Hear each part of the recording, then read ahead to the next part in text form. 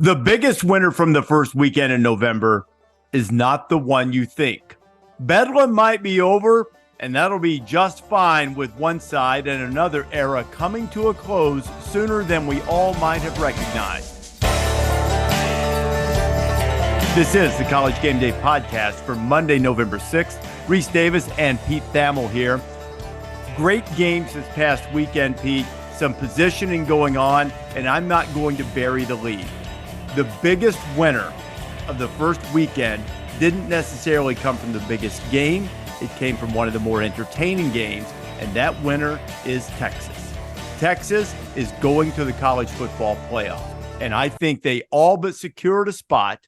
I know there's a very specific scenario that might keep them out, but I think they have basically secured a spot because the last team that could beat them did not. They survived a scare. And everything has fallen in place now because the remainder of their schedule, they're incapable of beating them. And in my judgment, barring a horrific performance from Texas. And then in the championship game, the teams that will likely be there, Oklahoma State most likely to be there, I don't think is suited to beat them because you're not going to run on them. So I think Texas had a gargantuan weekend and is really very, very close, despite the one loss, to having secured a spot in the college football playoff. So do you expect an unironic declaration of Texas being back to go unchecked by me? I mean, do you really think I could just give you the runway on that and let it go, Rece? Because there's no way I can just hand Texas anything after 15 years of them essentially falling on stepping on a rake, to use one of your things, and spot after spot when people thought they were well positioned. So I give Texas credit for holding on. I mostly blame the center on K-State on that extra point try, who snapped it when nobody was waiting. I mean, talk about like that one will haunt Chris Kleiman until his, he'll be in a rocking chair somewhere enjoying a beverage, and he'll say, if we just hit that extra point in Austin, it would all be different. Now, that said, Texas jolted out to lead. They had their backup quarterback. They showed enough mettle to do what they needed to do. So I certainly respect where the genesis of that enthusiasm for Texas comes from, but as the sort of noted cynic of this show, I just am not going to declare anything until I see them pop up in the graphic that Sunday. I am not going to think Texas is safe. Here's my point on it, Pete, because I've been wary for quite some time because generally speaking, I wouldn't say my enthusiasm for Texas is great. I just feel like they navigated the final rake. Now, I know everybody's going, what about Iowa State? All you've been saying is, I knew Texas would play great against Alabama. Even though they lost, you knew they would perform against Oklahoma. I said, what about Baylor? What about Iowa State? That's still true, but sort of squandering that lead, as you talked about, allowing Kansas State to throw the ball all over them. And then seeing Iowa State Saturday night, played a good team, lost to a good team at home. I just don't think they have the horses. I think Texas has navigated the last rake. And while I love the way Oklahoma State is playing, I think that's a styles make fight. If that is in fact the Big 12 championship game, that's a styles make fights thing, and I don't think that's a good style for Oklahoma State against Texas. I may be proven wrong, but I kind of don't think so. Well, since we are headed back to Houston, which was the site of our last bet that we had, and you very kindly bought me a steak at a very swanky Houston area steakhouse. It was delicious and much appreciated. We had good company and good cheer. Yeah, it was a lot of fun. I will. Why don't we put a Houston stake on whether or not Texas makes the playoff right now? They have 4 opportunities, and they can lose all 4, Rece. So all I'm saying is I see where you're coming from, but they could lose at TCU. I don't think they will, but they could. They could lose at Iowa State. They could definitely lose at Iowa State. Yes, that's the definitely lose at Iowa State on a frigid Ames night, etc. And then Texas Tech can beat them because they have beaten them.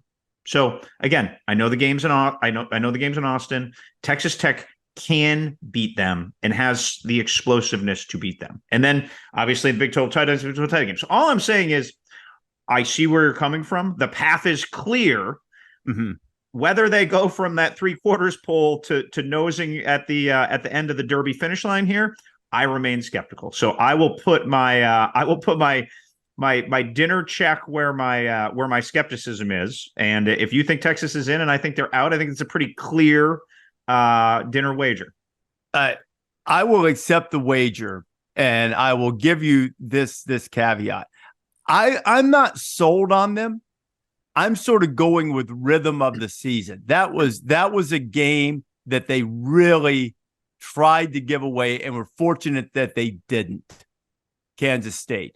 Houston, they also certainly could have lost on the road.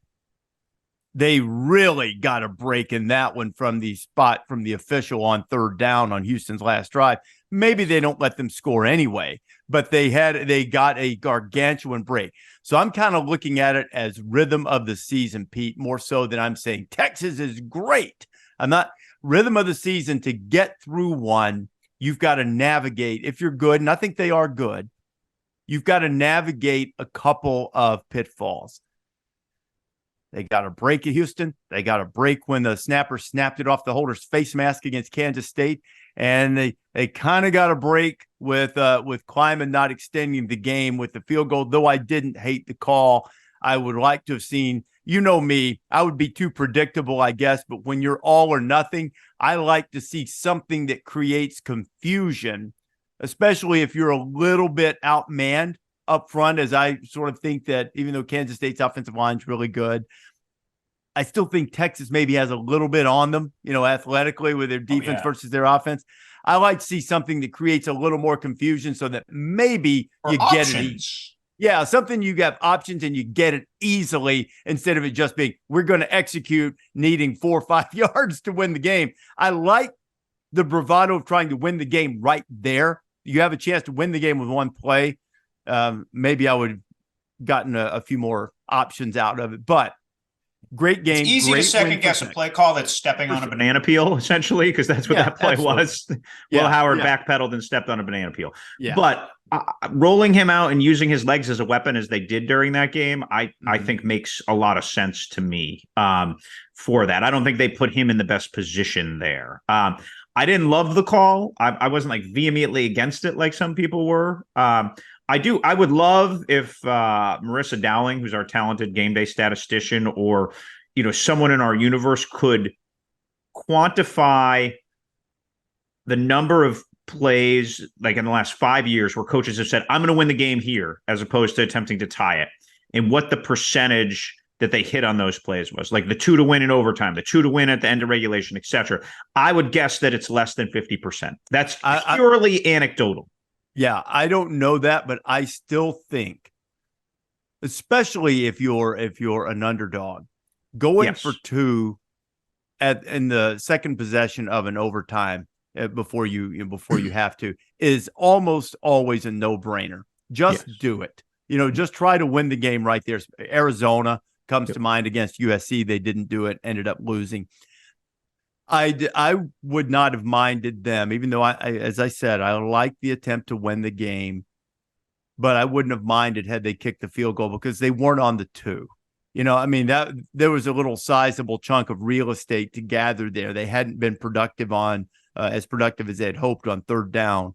So I would like to have seen something else, but I think they've navigated a couple now. The path is wide open. God bless TCU for what they did last year. I think they are ungood this year, and I don't think they've got a chance to beat them. Iowa State does, because Iowa State's tough and they'll muck up the game. They got a chance, but I thought Iowa State was surging, and boy, all credit in the world to Kansas for going up there and what a win! Business after totally under the radar. But what a great win from Kansas on Saturday night, coming off that Oklahoma thing and the emotion. Leipold and his staff get a ton of credit for getting them back right. And Iowa State made a charge, but Kansas pretty much controlled that game, and they took control and won the thing. But anyway, I think Texas was the big winner of the weekend, and that is edging out by just a hair Mike Gundy and Oklahoma State, because for years, they've always been the one that they get beaten about the head and shoulders in this rivalry game. It's something like 91, 16-7 or whatever it was, 15-7, going into that. Gundy, 3-15 as the head coach, had to live with his entire career with a questionable personal foul call going against Oklahoma State on what could have been a game-winning drive, and it turned a 4th and 1 into a 4th and 16 for them against Oklahoma in his final game with Barry Sanders. He's had to live with that, and then live with all of the losses and live with all of the shortcomings. And now, if I'm Mike Gundy, just from a personal standpoint, not for the good of college football, for the good of college football, they should play next year and continue to play. For the good of Mike Gundy, I would say, I'm good.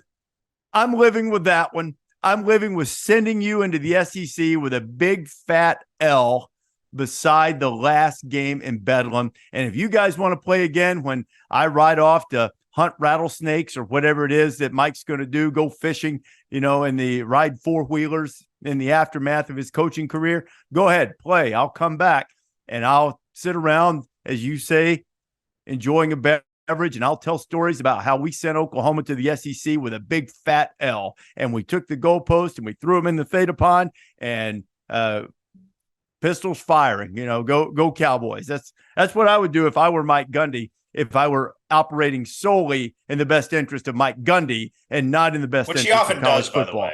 By the way. Well, okay. He who is without sin cast the first stone. Name one person among us who doesn't operate in our own self-interest most of the time, right? I'm not saying that's not selfish necessarily.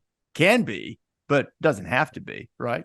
Unbelievable game, Rece. I mean, like a good fit. If that is the last Bedlam, and I really hope it's not the last Bedlam, but it is the best Big 12 Bedlam.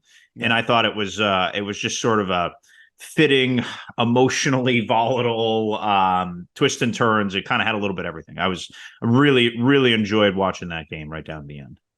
What about the hero Ollie Gordon and the fans chanting his name, like just basically begging for him to get the ball, like every play, like even after they complete a pass? He's like resuscitated their entire season.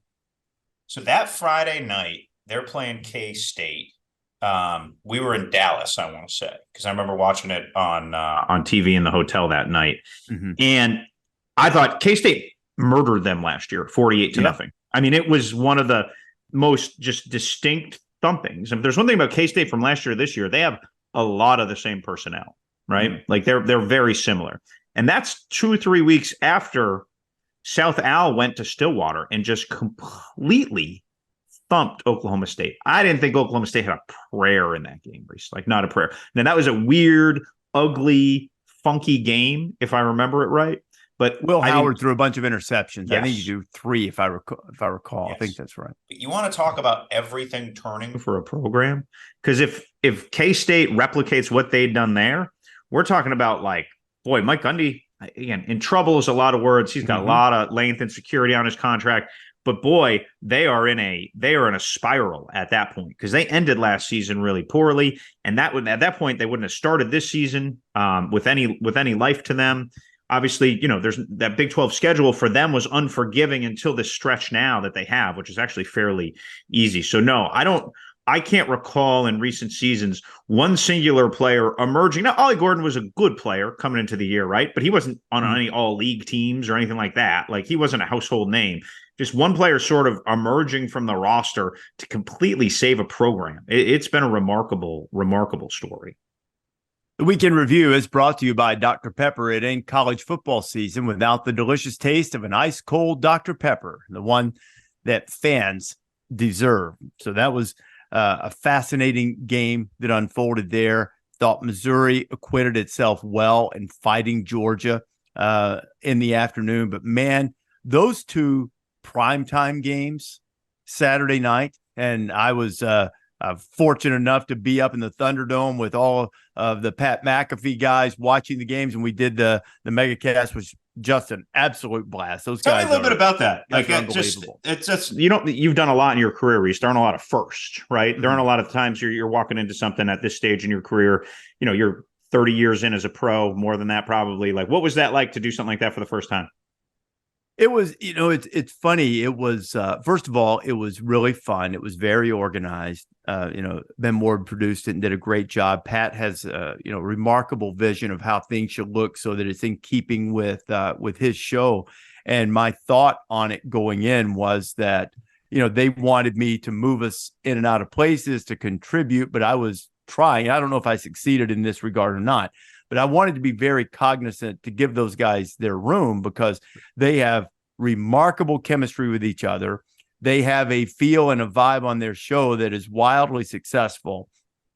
And I wanted to augment, not get in the way of that, but, I'm sure I stepped on a rake there from time to time because, I like football too. And I got excited watching the games, but we're sitting and they had a great setup in ThunderDome there with all What's kinds the of ThunderDome like?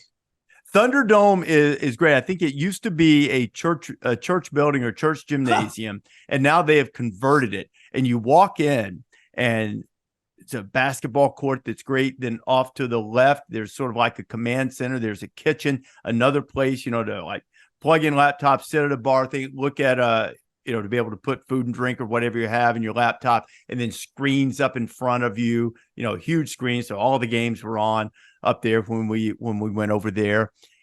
There's a production area where they, sort of a command center for that. And then off to the side, I thought it was really, really cool. There's a locker room. But they've made it, it's like a nice locker room. There's a weight room, a great workout facility. They've done it right there, man. It's like the coolest man cave you could ever walk into. It was a lot of fun. All the guys were great, very accommodating. They love ball, love sports. They really, they understand television and their show, and it was a blast. I was happy to be a part of it. It was a good time, and then we got the break of having two great games and two virtuoso performances, or four, I guess. I was going to say two games with virtuoso performances from all of the quarterbacks. Not to mention Dylan Johnson from Washington, and their offensive line, which was just tremendous against SC.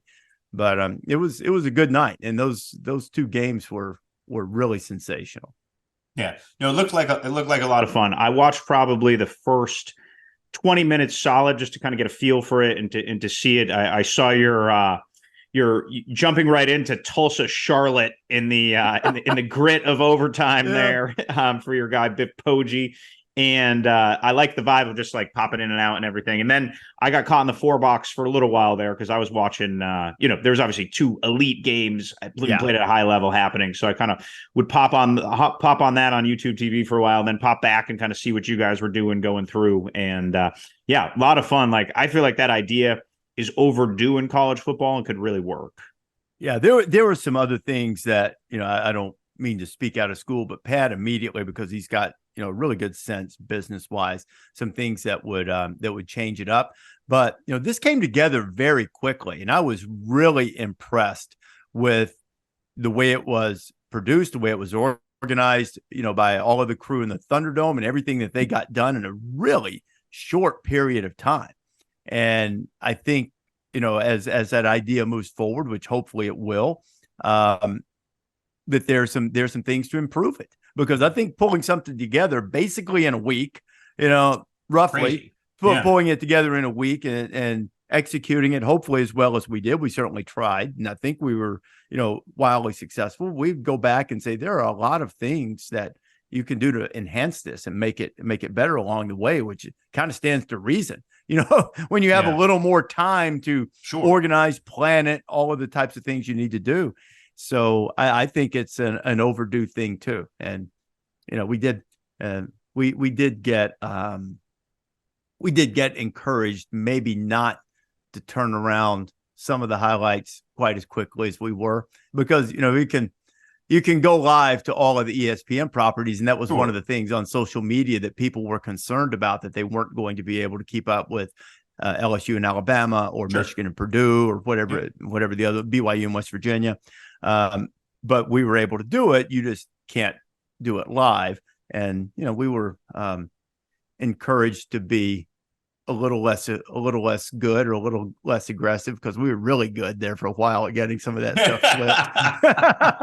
flipped. But, so, there are things like that to navigate through that are beyond the scope of what I do.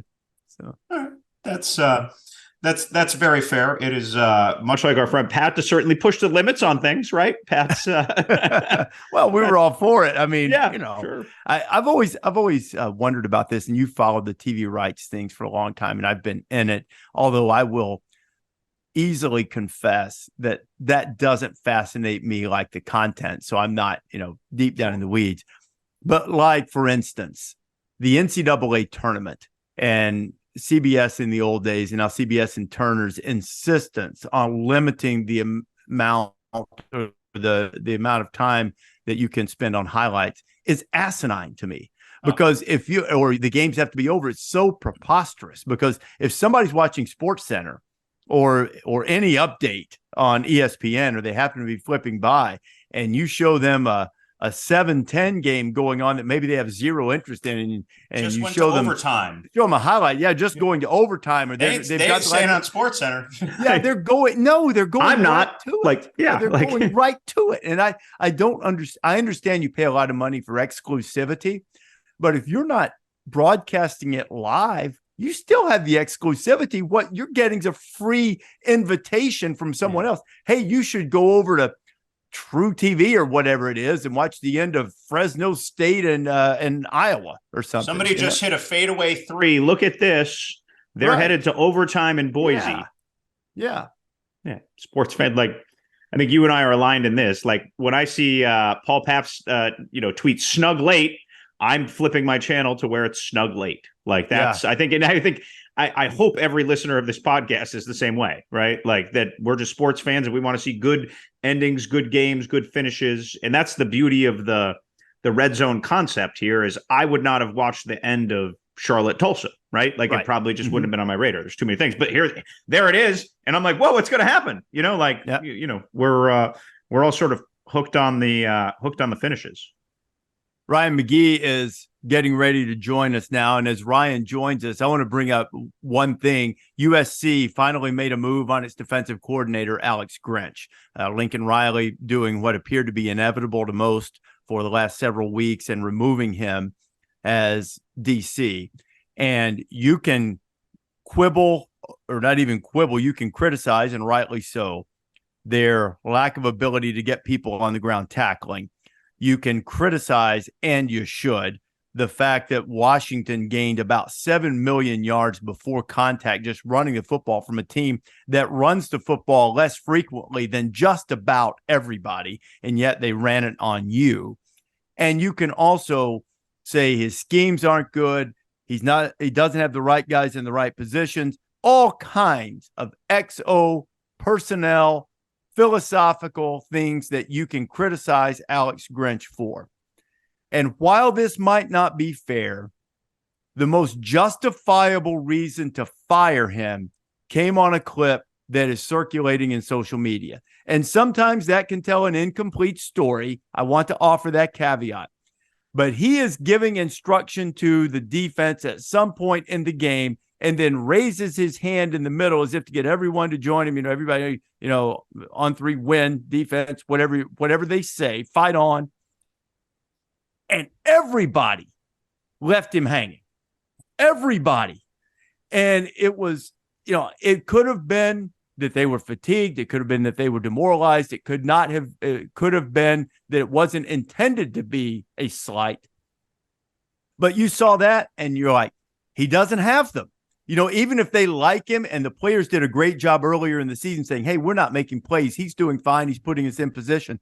But for whatever reason, that voice wasn't commanding enough to bring them in, to unify them and bring them together. And whether that is truly indicative of the feelings, there's no way to tell from a short social media clip.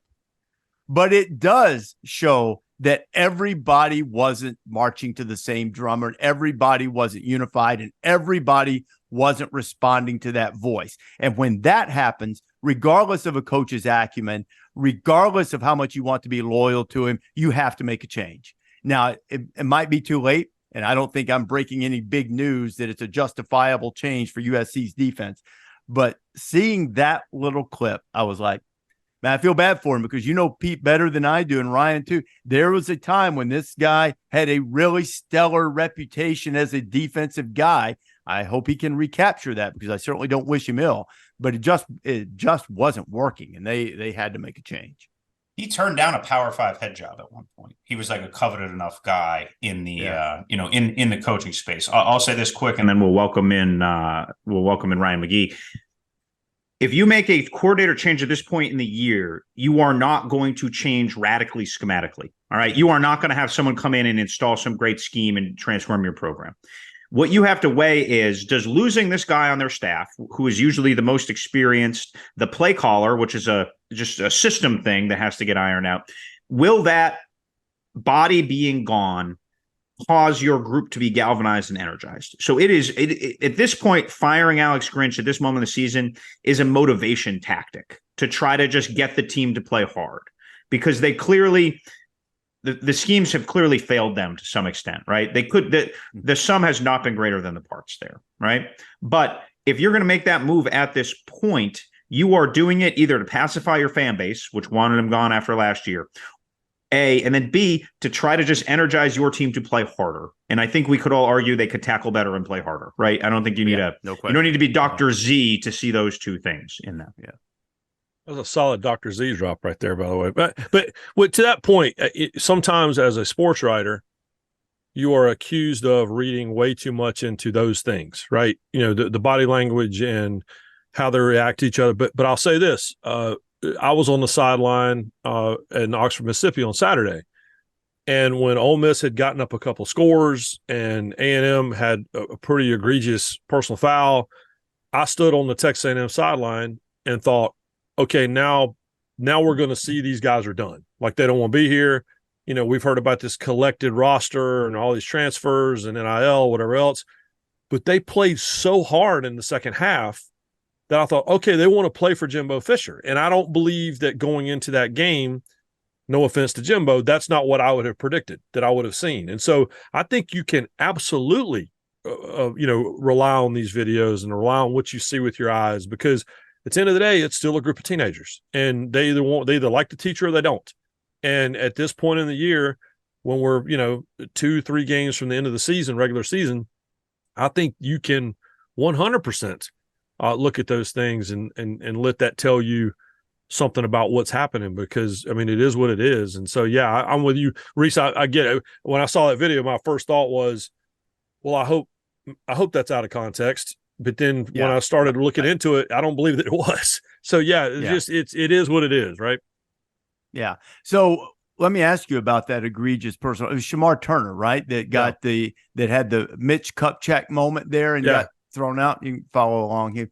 I don't know if there was a Mitch Kupchak there. Not that Mitch Kupchak ever did that. Just sort of sounds like his last name. Onomatopoeia, right? Yeah, we got it. Yeah. He was just trying to help him. He was trying to make sure that he was fully equipped. Exactly. That's all. Are you good? Is your gear working? Is a diagnostic test? Are we good? Yeah. Well, NASCAR reference, McGee. You're showing your full repertoire today. That's it.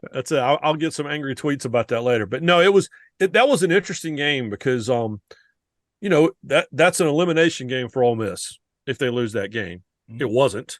And as a result, y'all are headed the same place this weekend. And so it's why I'm wearing my Augusta Green Jackets hat. But it is it was an interesting psychological experiment because, again, I didn't expect to see what I saw from the Texas A&M sideline, who did not give up. And I was really impressed with what I saw in Ole Miss because that's a balanced football team offensively. I mean, big time. And Lane Kiffin said it 50 times going into that game. I talked to him midweek, and he used the word collected, like over and over and over again, talking about the Texas A&M roster. He said that it was the most talented roster he'd ever seen. This is a Pete Carroll USC guy. This is a Nick Saban Alabama guy. It was But Ryan, you didn't believe it. Of course not. You? No. Don't misunderstand. Yeah. But I'll tell you this though, I don't think anyone can argue with what that roster is at A&M, and that it's ridiculous, and they have underachieved, but they didn't on Saturday, and Ole Miss overachieved on Saturday. So it was an interesting place to be, and I can't wait to see what you guys think when you get to see them in person this weekend. You think Ole Miss can win this weekend? I think they can. I don't know that they will, but Professor Davis disagrees. But the reason that I believe that they can is because of what I saw on Saturday. Because Texas A&M is more talented than they are. They're deeper than they are. The difference is Georgia knows what to do with those guys. And Georgia's the deepest roster in the nation, as far as I'm concerned. So the answer is, I think they have a chance. I think they can. I don't believe that they will. But I think that they could win the football game. Rece does not agree at all. I don't. I don't think they can beat them. I think it'll probably get out of hand at the end, but it won't surprise me if Ole Miss jumps on them. Yeah. Because this is going to be one of those games where Lane is going to want to show off a little bit. And he's a wizard and brilliant at using what you do against you, and whatever they decipher from Georgia, they'll use it against him early, and until Georgia adjusts and reacts. It won't surprise me if Ole Miss hits a couple big plays on them early. But as actually finishing the game and winning the game, I don't see it. I think Ole Miss is really good, and I think Georgia's kind of coming into its own. Georgia will have to help them if Ole Miss is going to win the game. Yeah, there's no question about that. A bunch. Yeah. But I'll say this. I know that Ole Miss wishes, as a lot of people do, that they could have that Alabama game back. Because if the team I had seen on Saturday had shown up for that Alabama game, I'm not saying they would have won, but I'm saying they would have at least had a chance. And so that's the do-over they wish they could have. But even Lane, when you talk to him about A&M, and he'd say, this is the most talented roster, and he said, until next week, this is the greatest defensive line, we'll face all year until next week. And so even he acknowledged multiple times, we all know what's around the corner. But again, I give them credit for being able to focus on A&M, because it would have been super, super easy for them to have treated that like a look-ahead game, and they didn't. They tried to give it away. They really did. Mm-hmm. It felt like in the first quarter of that game felt like the Tennessee-Alabama game a couple weeks ago, where Ole Miss had chances to put that thing away, and they let A&M hang around, And as you're saying, if you do that in Athens, then they won't just hang around. They'll stomp on you and get on with something else. Yeah, it's the thing is, it's a really interesting thing. You say that Ole Miss would like to have the Alabama game back. Alabama would probably like to have the Texas game back. And we create these perceptions of teams that we see, and we think that they're going to, remain stagnant, that there's like it's linear in terms of the improvement, or they're either going to stay the same, or if they regress, it's because of injury. I think both these teams are way different. Ole Miss is better. Alabama's better, even though before you got on, I declared Texas the biggest winner of the weekend, because I don't see who can beat them from this point forward. And I think they've already navigated a couple of their landmines and lived to tell about it. But I'm not sure. I'll be honest. I'm not sure they're better. And maybe we'll know a little bit more when Quinn Ewers gets back. And I like Murphy. I think Murphy's just young. He hasn't played much. He needs to play. He makes some plays for you, and then he plays young sometimes. You know why? Because he is. He's a really good player he too is going to get better. At the moment, I'm not sure Texas is, after they sort of, messed around with Houston and then let Kansas State back in the game. But through the rhythm of the season, they've sort of navigated a couple of potholes, and they didn't fall in, and they're still there. And now they ought to get on out to the other side. Were you guys at all? Can we ask Ryan what he thinks of our bet? I want Ryan's opinion on. Oh yeah, we had a bet, because I believe. Now I understand. Here's the specific scenario. I don't think I outlined it. The one specific scenario that would probably leave Texas out is undefeated Big Ten champion, whether that's Michigan or Ohio State, Georgia undefeated champion, Florida State undefeated champion, Washington. If I said so, it'd be Big Ten, SEC, ACC, Pac-12. You wind up that then in that case, then I'm going to have to buy Pete a steak probably. But I believe Texas has all but punched its ticket to the college football playoff because Oklahoma State has a huge advantage in tiebreakers over all of the teams that are already a game behind them in the standings, and save Iowa State.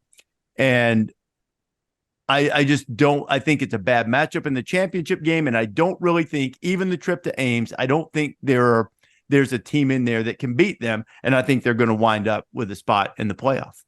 And we've bet a stake, and we bet a stake on it.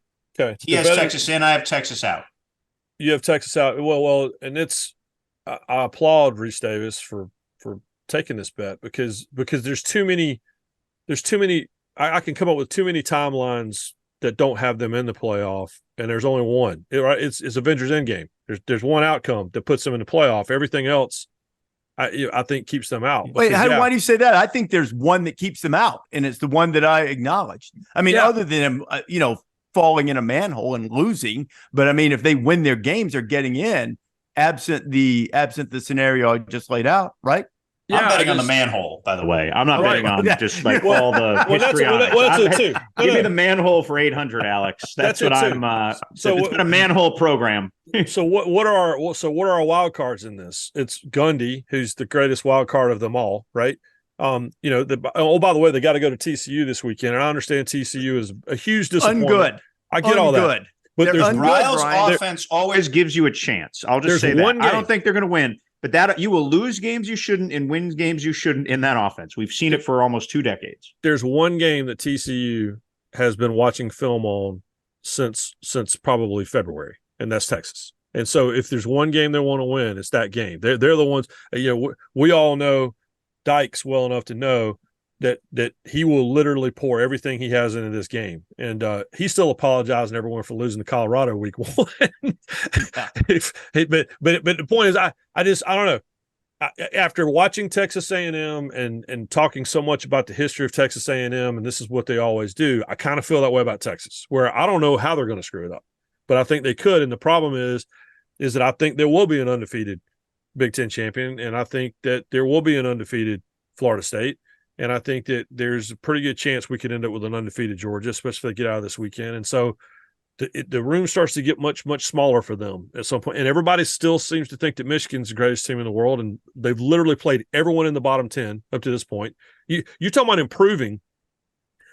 The 2 teams I would look at and say I don't know if they're better than they were are Texas and Michigan. I don't know how good Michigan is. I really don't, because they've literally played no one. Now, it starts this weekend. Their season starts this weekend. But it is but I look for improvement. I look at Ole Miss, and man, they've improved. I look at Georgia, and they've figured out how to improve, even missing maybe the best player in the country. Alabama is a completely different animal than it was. All Washington does is survive, right? Everybody's figured out a way to get better. And Ohio State is so much better than they were a month ago. I don't have any idea if Michigan is better or worse than they were. I guess we'll find out this weekend, but I don't know. It feels like there's a lot of wild cards. Question, Ryan, to follow up on that. Do we think Jim Harbaugh coaches this weekend against Penn State? Well, now I don't know, Pete. What are your sources telling you? It is. I don't know. It's a great question, and I think it would be wise to find a game now and say, all right, we did our thing. Their whole thing is not cooperating. So, all right, you let him, bench him now, be proactive, and make sure you have him, for the other games. And it's a game you think you should win that you probably should win, but it'll look like you sacrificed something. But I don't know. It's that deal changes every hour. I got more questions about Michigan on the Grove at Ole Miss than I could have possibly predicted. It's all anyone's talking about, no matter where you are. I live up in Boston and, was here through Spygate, and just remember how that really transcended football. There aren't a lot of things in college football, especially really, that punch through. Like the NFL will have its T Swift Kelsey thing that really cuts into pop culture and whatever. But this is maybe, the once a year story, like Johnny Football transcended, Tebow transcended. Like there were like this Michigan story is like a man on the street story where my cousins are texting me like, what's going on with this? This is strange. And it has that perfect layer of ambiguity to it where perfectly reasonable people can disagree, right? Everybody does it they're cheating. Like it's divisive we won't really ever get clarity on it. And that's why it can kind of live forever in this talk space. So from a factual standpoint, what we know sitting here on Monday afternoon as we tape our weekend recap pod is that we likely won't know anything until the middle of this week at the earliest. And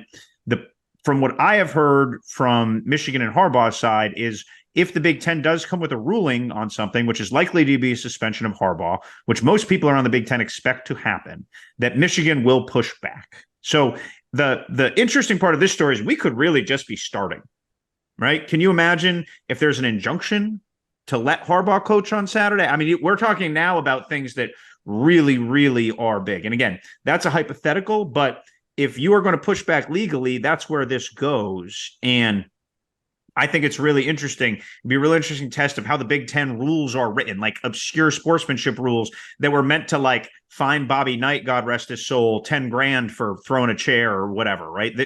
No, this is unprecedented. So none of the processes were ready for this. And so the only certainty, and Rece has alluded to this, is that nobody's going to be happy, right? You can suspend him for however long. The 13 schools are going to think it should be longer. If they make him miss a series of the Penn State game, Michigan fans are going to be outraged because they don't think they did anything. This is a white-hot, divisive thing that Tony Batiti is going to have a really hard time navigating because you are never going to find some sort of middle ground consensus on this. That is probably the only certainty pushing forward in this. So if there is a suspension, do you fight it for this weekend because it's Penn State? And then for Maryland, you go, hey, you know what? You're right. Yeah, I would think coach is going to sit this one out. Yeah, let's take the loss now and be ready for the last game. I just, everybody's thinking about all this. Yeah, no, I would think it ends up being more than one game.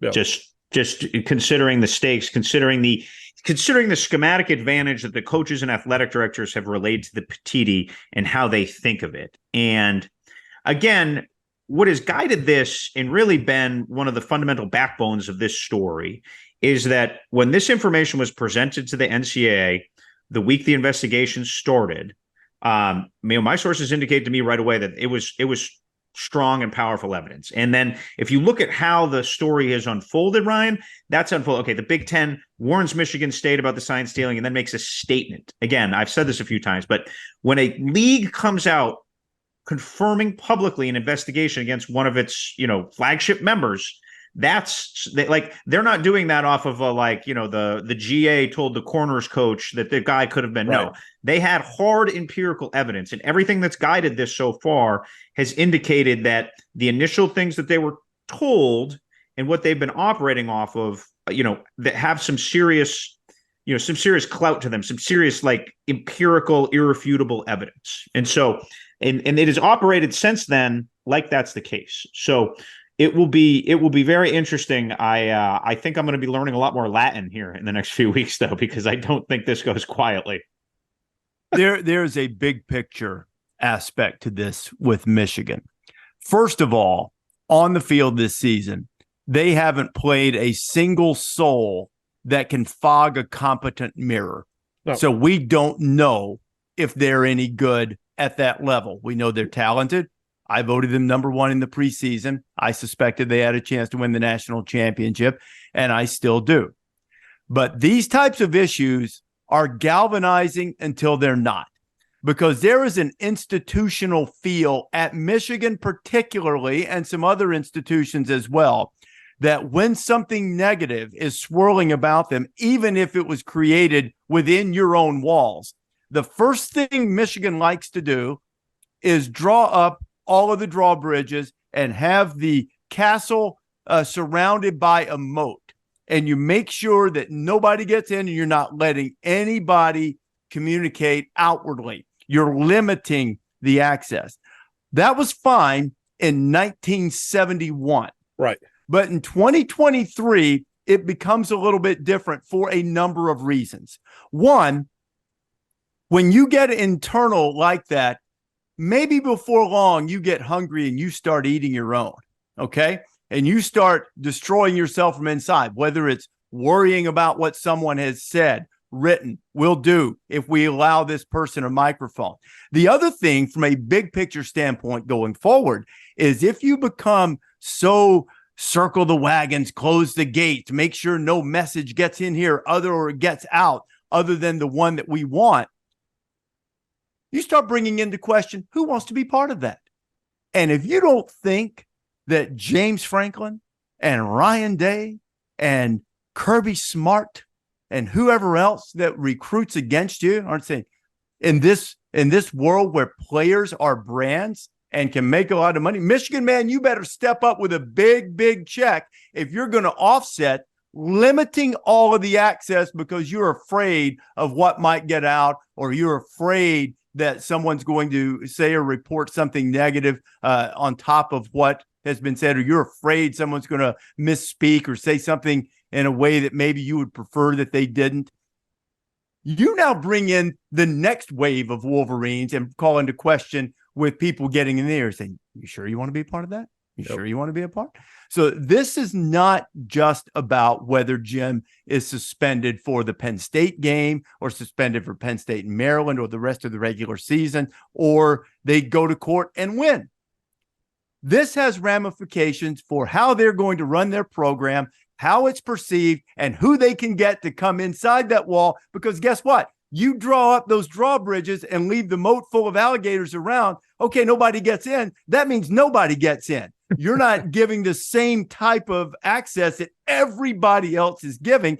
And this, if they don't manage this correctly, this is a big deal for them. And they may be too late to manage it correctly. If they don't mitigate the damage and use every avenue they can to mitigate the damage from this, this can have terrible consequences for their program, big picture going forward. And it extends beyond whether Jim Harbaugh sits out a game or two because either of what he knew or what he should have known or what he is responsible for knowing if he didn't, as it pertains to Conor Stalions. This is a big deal, and you can't navigate it like it's 1971 anymore. It's not, and you have to handle it differently, and it is a major, major challenge for Michigan to be able to do that right now, and it'll be a fascinating thing to see how long this galvanizes them. Everybody's out to get us. Us against the world only works for so long, because if you are expending your energy every day swinging your fist into the air and fighting all comers, and everybody that's reaching out to you is coming after you, and you're fight, it becomes exhausting. And that is what I mean when I say it's galvanizing until it's not, until it wears you out. And it's a major challenge to see if Michigan, both within his team and within the entire infrastructure of the university, can manage this effectively. Jury's out on that at the moment. And who knows the NFL mentality better than Jim Harbaugh? No one. And what do our friends from the NFL tell us all the time is that at the end of the day, I just want to play ball and stay out of my wallet. When you start affecting those two things, now it is a negative environment. And so now we're in a world a couple of years into NIL where you don't get in a guy's wallet. And that's what's starting to happen a little bit. And I just want to play ball. Now you're creating all of these distractions. These kids didn't know anything about this. They didn't know anything about any of this. And now you're talking to recruits. You're exactly right, Rece. You're getting into their wallet, and you're creating an environment where all they read about you when they put you into the internet search machine has nothing to do with football. Even though you're undefeated, even though, yes, you've played every one of my bottom 10. Their best win, by the way, is UNLV. Shout out to Barry Odom. UNLV is really good this year. But that's Michigan. UNLV is better than Rutgers? Yes. They're 7-2. I mean, just on the number. Plus, I just was just an excuse to shout out Barry Odom and UNLV. but the reality, by the way, who's our other guest who comes on with us this week, had a Barry Odom jersey in college. So we're big fans of Barry Odom. Gets a lot of name drops here, despite other than his obviously great coaching job he's done this year at UNLV. Yeah, but UNLV typically is in the bottom 10, and they haven't been this year. And most of these schools usually are. That's who they play. But yeah, I just want to play ball and stay out of my wallet. And those rules apply to college football now. It used to just be one. Now it's both. And you're exactly right, Rece. When you start creating an environment where it's not about anything other than the stuff that you don't want to mess with, then there's plenty of places you can go play. And so, yeah, it's really, really going to be interesting going forward. One thing, just pushing off that, and to amplify Rece's point, that's really interesting about Michigan's handling of this. I think it's instructive to go back to January 12th, 2023. Michigan President Santa Ono, for the first time in my career covering coach comings and goings, tweeted, "Pleased to share that I have been having very positive and constructive conversations with our athletic director and football coach. Ward Manuel and I both want to see Jim Harbaugh stay as the head football coach at the University of Michigan." So I don't ever recall a president taking the lead and putting out something publicly to get the positive feedback from the fans. Yay, president, you're going to keep our really successful coach here. This was during the time when the whole Broncos situation was happening. I think the Broncos situation might have happened again after this, by the way, too. But Santa Ono, the Michigan president, is a fan of Jim Harbaugh, and he also has his ears up and is listening to social media. That's what we learned a year ago today. He's at the forefront of this, and it will be really interesting to see how much of the decision-making, which is all going to come from Ono at this point, is driven by pleasing the fans. Because there is a element of, we're going to fight this, that the fans are going to be like, yes, we're going to fight this. And the notion of Michigan being in a legal battle with the Big Ten is a little bit mind-blowing. Now, there have been legal battles when teams leave conferences and such. Do you ever remember, Rece, a current member of a league being in a legal fisticuffs with the league that it's in? I do not. And I would think that most leagues, most conferences would make sure this didn't happen. And I don't know Tony Petitti personally. We have a mutual friend, great respect for him. But I don't know him personally. But I can't imagine Jim Delaney, allowing the conference without mitigating it. And I would have to assume that Petitti would fall into that same realm of wanting to do what he can to try to keep that from happening. Because if that happens, then, I've opined that I'm a little suspicious of the Big Ten taking action, although if the rest of the members continue to push this hard, Petitti may have no choice but to do so, because you can't just kowtow to one member. But you are acting against your own interest, which people and institutions are loath to do, because you are taking arguably your best chance to win a national championship, and you are creating an obstacle for them, or at least not helping them remove the self-imposed obstacle that they created. So, it's getting into the court battle. I will believe that will be the pressure burst the pipes. If it gets to that, I will be very surprised if Michigan navigates its way through this and wins a national championship. Maybe they get by Ohio State at home, but I will think at some point that kind of thing will take its toll, not because the players themselves are worried about it. Oh my goodness, what happened in court today? But just the vibe that they get from distracted coaches, questions, when they have media availabilities, that type of thing, constantly about that, instead of, how great JJ McCarthy and Roman Wilson, Blake Corum are. Instead of that, you get questions about the other constantly, friends in class. When you go home for the holidays, even if you just get to go home for a couple of days, like you guys talked about, everybody is asking about it.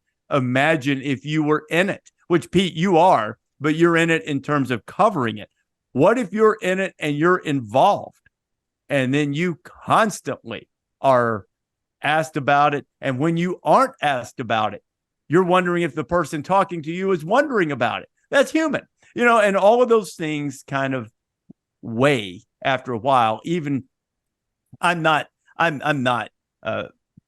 thinking preposterously that JJ McCarthy's going, what's Tony Petitti going to do to coach? Right. I mean, he's not, he's worried about Manny Diaz's blitz packages. He's there, but there's a certain element on the outside that creates distraction, that weighs on coaches, that changes temperaments, and those types of vibes can ultimately affect teams. Maybe it will for Michigan. Maybe it won't. We'll find out. We'll start to find out a little bit on Saturday. And there's those moments where, and Pete, I'm sure you've had them, Rece, I'm sure you've had them, but I had a conversation with a conference commissioner when a team that was involved in an embarrassing situation that was unresolved was making a run deep, in a postseason. And I asked a question. I said, be honest, in your conference office, is there a little part of you that thinks, man, it would be a lot easier if they just lose a game now? And the answer was, well, of course not. Of course not. Of course not. Interview ends. I turned the tape recorder off as the commissioner's leaving the room and turned around and said, of course we'd like for them to lose, and walked out the door. So the reality is that there is a point where, is it worth it? And there's a point where if we start having war within our own borders, is this worth it? And I guarantee you there are plenty of people in the office, and we all know now officially there's a lot of people throughout the conference that would just assume Penn State win this weekend and get it over with. But it's not Michigan's plan, and it shouldn't be. Big game. James Franklin would like to see that happen and kind of get that albatross from around his neck about the big games. But it's fair. I've got we're looking into the number of times that they've actually been favored. I want to give credit where credit is due. I don't remember if it was might have been Josh Pate, might have been Kubelik, might have been I can't recall the other guy's name. One of them I heard on the radio who put it perfectly, who said, because I want to give the credit where credit's due, that James Franklin is not overrated or underrated. He might be the most perfectly rated coach that there is, because they very rarely lose to teams that they shouldn't, but they have not yet reached a level where they have this long history of beating teams that they should not. And this is an opportunity, because I don't think they should beat Michigan on Saturday. And we'll find out if they do. Hey, before we get out of here, the one game we haven't touched on, sort of in a peripheral way, I guess, was Alabama's performance against LSU on Saturday night. And now Alabama's defense kept it from being a track meet late. But as that game was unfolding, I'd said during the week, track meet, Alabama won't win. And it was a track meet for a while. Defense clamped down. It was a really different look, and I'd seen a little bit of it at practice on Thursday, a lot more quarterback run from Jalen Milroe, and then they instituted that on Saturday. And I think that's one of the things, is they play big games now. Now that's on tape. You've always known he could run, but there were more opportunities for him to do so. He didn't take the negative plays. Really, the defense continues to rise up late. We had that stat earlier in the year when they lost a fourth quarter lead against Texas, and I think it was I can't remember how many it was now, half dozen, 8, 10 games, something like that they had lost. They had a lead in the fourth quarter, and the defensive program hasn't been able to close, and now they do. And the offense keeps coming around. Maybe they are more of a threat to Georgia than we thought, because barring absolute weirdness and meltdown, they're going to get there. What I want to know from a team at this point, Pete, is, can you win all sorts of different football games, right? Can you win a tractor pull, but then can you win a track meet? And now what they've shown us is the answer is yes. Yeah, I go back to the Arkansas game, 24-21, and I mean, playing ugly the first half of the year. And now I know, and I kind of feel that way with Georgia too. I know that they can win a couple of different types of football games. When I watch a classic Big 12 team over the last 10 years, I know they can win a track meet. I don't know if they can win a tractor pull. And depending on what league you're looking at, that's what now I know, that they know how to win all of these games. And I think that should be scary for anyone that's going to play them. Yeah, I really feel like this has been one of Nick Saban's better coaching jobs. And certainly I'm not going to walk into the Vatican and pick the best fresco, right? So the guy's done a good job a lot of different years. But, considering how awful and unesthetically pleasing that USF game was, and forget about Texas. Texas is pretty good, right? That USF game, a tractor pull would be like a grand compliment to that thing. That thing was just an utter mess. Now, again, Milroe didn't play, and they were just sort of dawdling around a little bit, figured out a way to win. But to go where they are now, slicing and dicing LSU, and look, this isn't a great LSU defense, but in their secondary really stinks. But let's not pretend they don't have good players running around. Right. Okay. Right. Like they, this wasn't Middle Tennessee that they were, taken to the deli slicer. All right. So give them credit for adapting and evolving. The best coaches, and this is like the distillation of Nick Saban's genius, is two things, in my opinion. One is that he's been able to do it year to year to year with radically different personnel, coaches, staffs, etc. And the other, where he is the best and where the absolute best show up, is week to week, keeping the group engaged, motivated, and improving. All right. And it would have been easy for this Bama team to spin off, right, after they struggled that first month. And they have locked in. Their scheme has evolved clearly to highlight Milroe's skill set. And their O-line has gotten better, thankfully, because we want Jalen Milroe to live. And for a while, it didn't look like he might live. They have gotten better and better and better. And that, to me, is the collision of what makes Nick Saban great. They're doing this with Tommy Rece. They're doing it with Kevin Steele again, right? And they are going week to week to week and getting better. And shame on us, because I was skeptical early. My eyes bled that USF game. I didn't think they'd be here, and they're here. I agree with, and that's an interesting point that you bring up, Pete. I think we talked about Alex Grinch earlier, needing a different look and a different opportunity. Pete Golding was a good defensive coordinator. It got a little, they couldn't close sometimes, not all the time. They won a bunch of games. So, but there were some big stages on which they didn't, third down was tough. The different voice, the veteran steady presence, a guy who's, a real defensive guru, and Kevin Steele has really, really helped. And Tommy Rece has shown his value and his stock from being able to go from that awful train wreck of a game at USF to, okay, what can we do? What do we have to cover up? How do we address the young left tackle? Okay, our guy throws a good deep ball, maybe doesn't anticipate as much. Okay, he can run. When do we choose to do that? Tommy has done a terrific job in navigating that and sort of steady improvement along the way. But you make a very good point. It's not like LSU shutting down a bunch of people and then Alabama came and got them. But there is definitely improvement there. And as much as we want to praise Nick, and that's understandable, I think Kevin Steele and Tommy Rece deserve a lot of credit for Kevin for kind of locking down that closer's mentality, because what they've done in the second half and fourth quarters against really dangerous offenses has been impressive. And then Rece for evolving the offense has been really good, really good. It's almost as if those guys have seen everything before as head coaches. It's like, it's funny. It's funny how that works. It is interesting talking to coaches who have former head coaches on their staff. And talking about Barry Odom, he and I've had these conversations before about being a coordinator after you've been a head coach. I don't believe that Will Muschamp receives nearly enough credit for what he's done at Georgia. When I was at Ole Miss last weekend, someone said, "Man, who's the defensive coordinator at Georgia?" I'm like, Will Muschamp. But people forget, but it is invaluable. And Nick Saban figured this out a long time ago, even if he only has them for a year.